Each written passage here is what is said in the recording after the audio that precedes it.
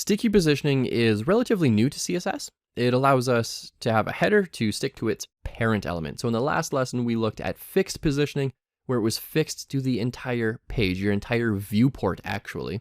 And we just made a header that scrolled all the way down the page with us. And it looked a lot like this. Actually, it looked exactly like this because this is what we wrote. Now sticky can do essentially the same thing. So fixed, we can say this is sticky, and you can see as I scroll up and down the page, it stays with me as well. However, the difference between sticky and fixed is going to be here no matter what. And even if I scroll down the page where there's no extra content, it's going to stay there. Whereas with sticky, it's going to be sticky to its parent element.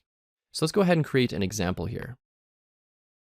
We have this box, and let's select that box. And let's do display, sticky. Okay, so I just wrote a bunch of stuff here from that last lesson. I gave the body a margin of 0, padding of 0, default height of 3000. Actually, we don't need that either.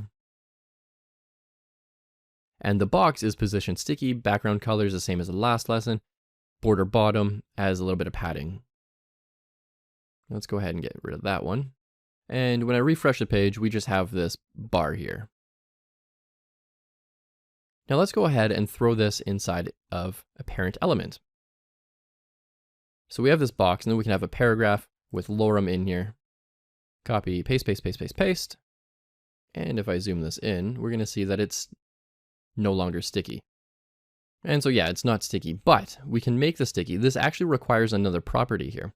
So because it's positioned sticky, it also needs to have top, right, bottom, left. Usually it's just top. We give this a top property here. Let's say 0, and that just tells it where to be sticky. Otherwise, it doesn't know. And so now when I scroll down the page, it stays sticky. Now, that's part 1 of 2. The second part is to make it sticky only for this particular section where there's all this stuff in here. So let's go ahead and add a style on here. Style to have a background color of red and a color of white. And refresh the page. And we're going to see, oh, I forgot to make that sticky by adding top 0. So stick to the top. There we go. So now it's sticky. Let's add another section underneath this blue, and let's change that header as well. So let's go ahead and basically copy this entire thing. And I just collapsed that with a little arrow here. And let's go underneath. And this one's going to be background color of blue. And let's change what's in here. So let's say section 2 of our box. Now we're reusing CSS. And in the top one here, let's do section 1. Okay, let's scroll back up to the top of the page, refresh.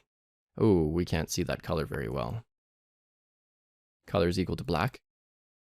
That's better. So this is section 1, and as I scroll down, it's going to stay there. And section 2, woo, gets bumped out of the way. And then there's section 2. And as I scroll up, section 1 comes back into play. I really like this part. That's really nice. That used to be really hard for us to do, but it comes default with CSS3 these days, which is really, really nice. So that is what sticky is. Now in summary, you need position sticky, you need a top value. So we've got a top value of 0, and all we did here was we have a parent element. I have some inline CSS here. Not the greatest way to do things, but it really drove the whole example home. So we have a parent container here, and then inside of it, we have position sticky, and it's going to be sticky around all of this content because it's sticky to its parent element.